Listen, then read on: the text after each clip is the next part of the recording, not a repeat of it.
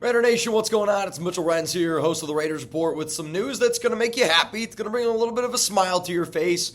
And I'm going to get into some news, and I'm not going to lie, you guys might punch the air a little bit, and you might get a little bit angry about. If you're looking for news and updates around the Silver and Black 365, hit that subscribe button, turn on those notifications. I promise you, nobody's going to keep you up to date like we do here at the Raiders Report. All right, so the way that I usually do these type of shows is I'm going to start with the news that you guys are going to like. I'm going to finish it with the news that you're probably not going to like. First thing is this. There were some people asking me in the Raiders game on Sunday, what was the health of Brock Bowers? There were some people that noticed that he was getting checked out on Sunday.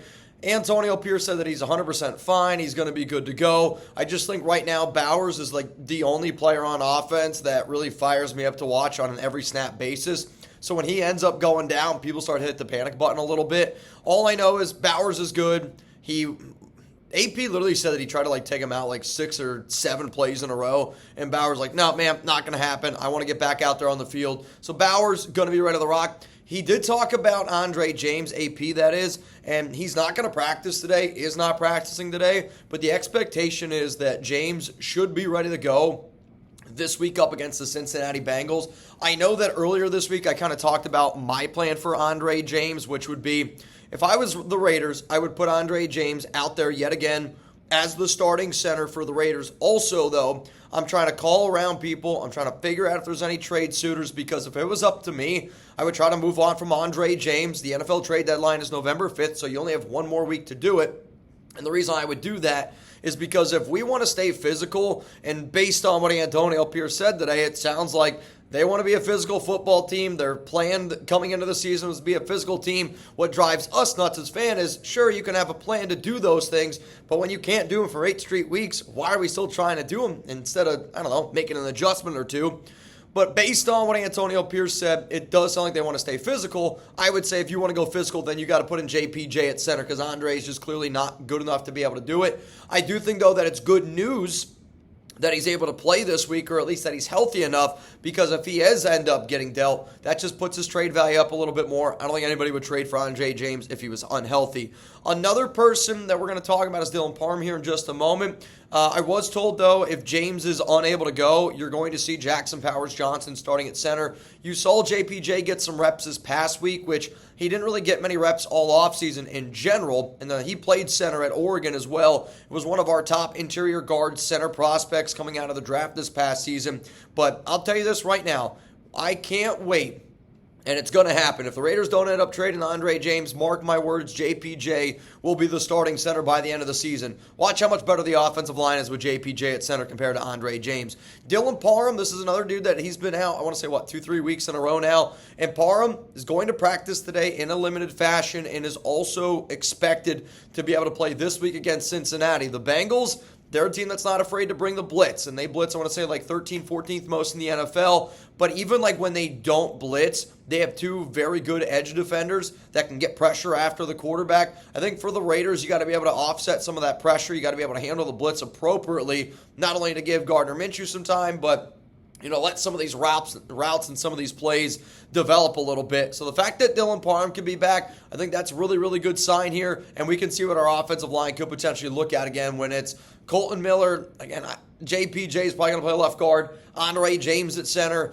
Right guard's Dylan Parham. And then right tackle is going to be DJ Glaze. If it was up to me, though, quite frankly, I would start considering trying to put in Thayer Munford at either right guard, left guard, and then just having JPJ play center. And sorry, Andre, you just haven't proven to me that you're good enough to get out there on a daily basis.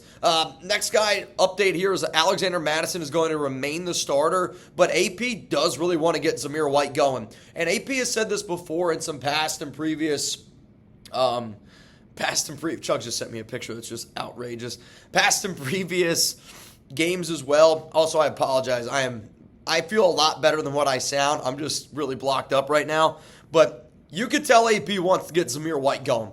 And AP keeps bringing up the last 4 games of last season as that's kind of where we want to get back to with Zamir White's fumbles. He lost a little bit of confidence, but it's still going to be Alexander Mattison as the starter. But for Zamir, they do want to start to get him a little bit more work here and there. The problem with that idea is, though, Zamir White's a power back that wants to run up the middle.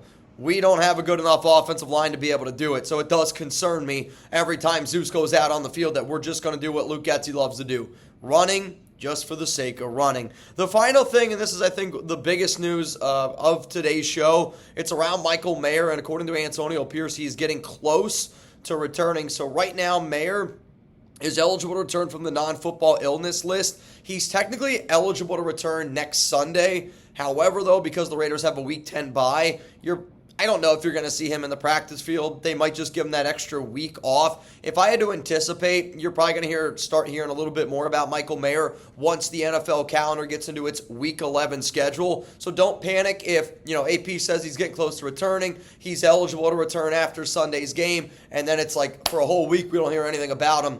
If I had to guess, and I'm not saying it's going to happen, it's just my guess, that they would say, take Week 10 off, we'll see you back Week 11, come ready to go, and hopefully by that time we do have Mayer back, because we haven't had Mayer since, Week 3 at this point. Coming up next year on the show, I'm going to give you some news that's going to make you a little bit mad, but I do want y'all to spam 87s down below to show Michael Mayer that we're still rocking with him. We didn't forget about him. I don't know what exactly he's dealing with, but for him to be away from football for this long and for the Raiders to be okay with him being away from football this long does tell me something that it might be a little bit bigger than football. His family has reached out to the Raiders before to let them know that he has dealt with this apparent issue in the past, and I think when you see how frustrating this season has been from a fan standpoint, I know it's frustrating from a player standpoint as well, but then it also makes us remember that sometimes there's situations in life that are a little bit bigger than football. So please show love to Michael Mayer. Spam some 87s down below. I really, really hope that we can get this guy back on the field because it will make our offense better, no doubt about it, especially with Harrison Bryant being a little bit banged up. Before we get into the news that it's going to make you give that Arthur fist, and if you don't know what I'm talking about, then I don't know if you had a great childhood. Before I get into that, though, today's show sponsor is GameTime. I love being able to go to sporting events. I think GameTime is the perfect app for anybody that does plan on taking a trip out to Las Vegas, and I know Raiders tickets are expensive. But here's what I do every single time I go out to Vegas. If I want to go to an event, let's say I plan on going to the Raiders game against the Denver Broncos, Week 12, November 24th.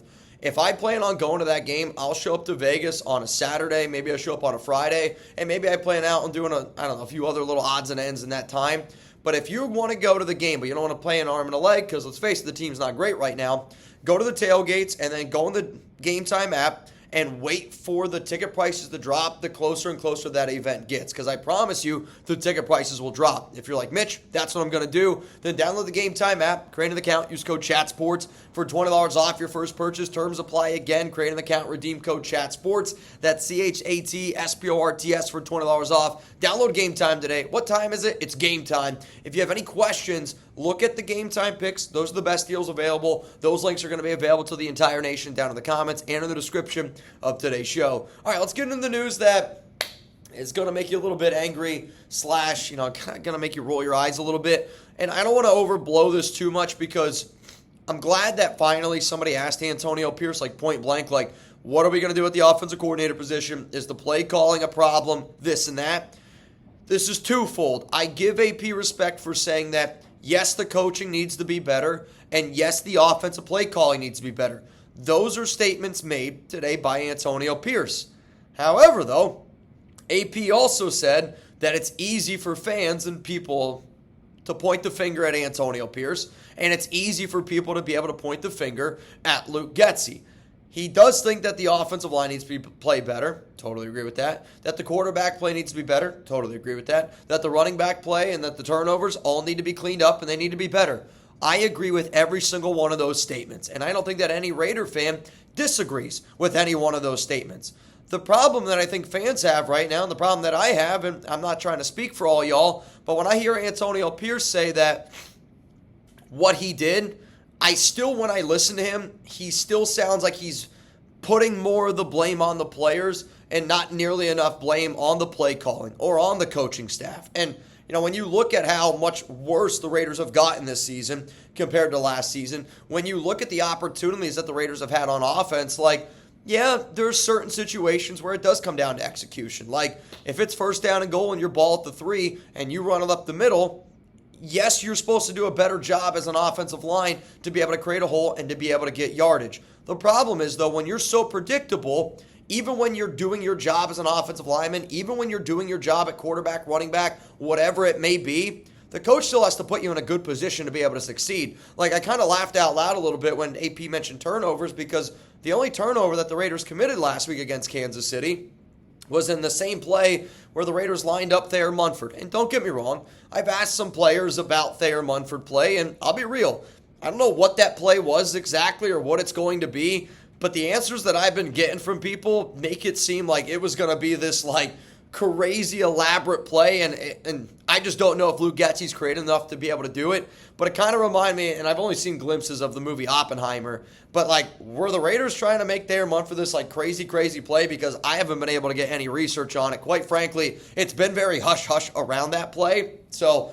but what my point here in this, while I go on a tangent, is AP's preaching about turnovers. But yet, the only turnover we had last week was when your quarterback was at a shotgun, who's already been struggling all season, and you put an offensive lineman out as a wide receiver. He can't find anybody open, and then he's forced to scramble. Sure, it was still a bad fumble on Minshew, but like, when you do certain things as a coach, when you put your players in certain situations, you also got to be able to put them in the right situations, to be able to get the job done. If this year you plan on taking your kids out for trick-or-treating and some Halloween candy, and you take them to a neighborhood that's just got nobody in it, you can't blame your kid for not getting a lot of Halloween candy because they didn't execute ringing the doorbell well or saying trick-or-treat. No, you put them in a bad situation to get a lot of Halloween candy. So, like, that's one of the things I think AP and Luke Getsy have to do a little bit more.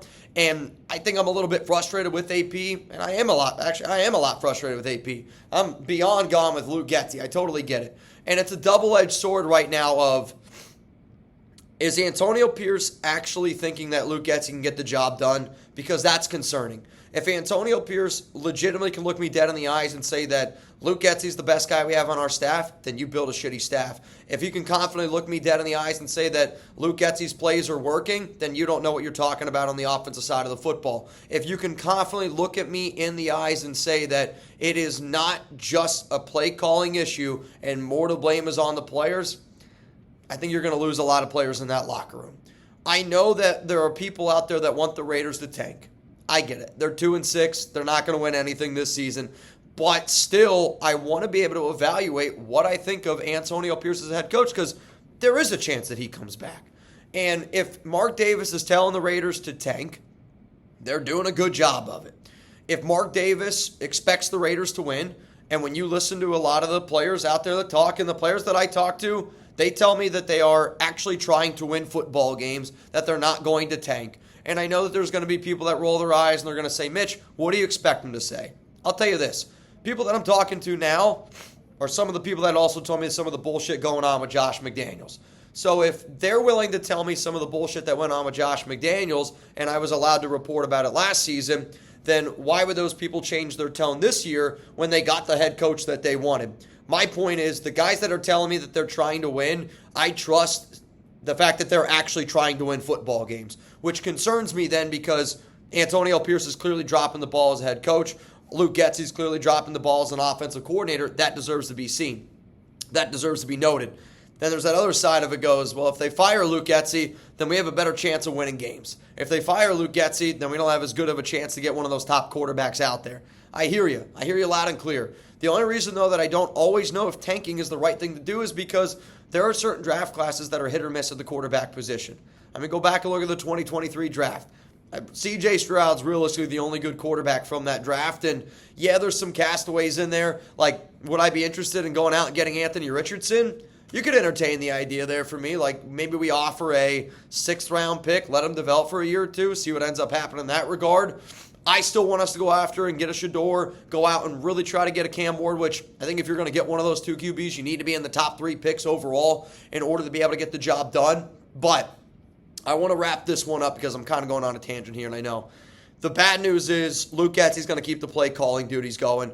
I guess you could all say the good news is, though, if Luke Getsy continues to call plays, the Raiders will continue to lose football games. I want to see how the Raiders look this week, and I want to see how some of these players that I think could potentially be dealt, players like Colton Miller, players like Andre James, there's going to be teams that are interested in Jakobi Meyers. I'm telling you that right now, based on some of the sources that I've talked to. There are multiple teams that are interested in Jakobi. I want to see how the Raiders use some of those guys this week with the NFL trade deadline on November 5th. If you guys don't know, November 5th, which I might have just said December, November 5th is the NFL trade deadline at 4 p.m. Eastern time. Also, I don't say this often because I don't like politics, and I'll be the very first person to say that. I think politics a lot of times bring out the worst in people. But there are a lot of countries where you can't vote, and I hope that you guys take time out of this week and take time next week to go vote whoever you vote for. I'm not going to judge you either way. I don't care who you vote for as long as you feel like that you're making the best decision for this country and for yourself. So please do your due diligence and make sure that you guys go vote. All right, y'all, I'm going to see you guys tomorrow, Thursday Night Football. It's going to be fun. We got the Texans up against the Jets. I will not have Chuggs. I'm going to have our other producer, Reed. He's going to be here with me. We're dressing up as Borat, and wait till you see the outfits we got, man. It's a great success. Very interesting outfits. But also, Chuggs is going to be live on his Texans show. He's going to also have to dress up. We're going to have a lot of fun tomorrow on the Raider Sports. So please, please, please, make sure you hit that subscribe button. Make sure you tune in. Make sure you pull up. It's going to be a hell of a time. Again, Mayer going to be back sooner rather than later. Getting back some healthy offensive linemen, and Luke Getsy is still calling the plays. I guess it is what it is at this point. For more videos here around the silver and black, make sure you click this subscribe button right here. I promise you, man, I'm going to keep you guys up to date as humanly possible, even on days that I'm sick like today. If you want more content, you click this button right here. I know for a fact that you're going to get a lot of content from me, but some of it you're going to love, and I think some of this over here you're also going to enjoy. Videos every day here on the Raiders Report. That's why you subscribe.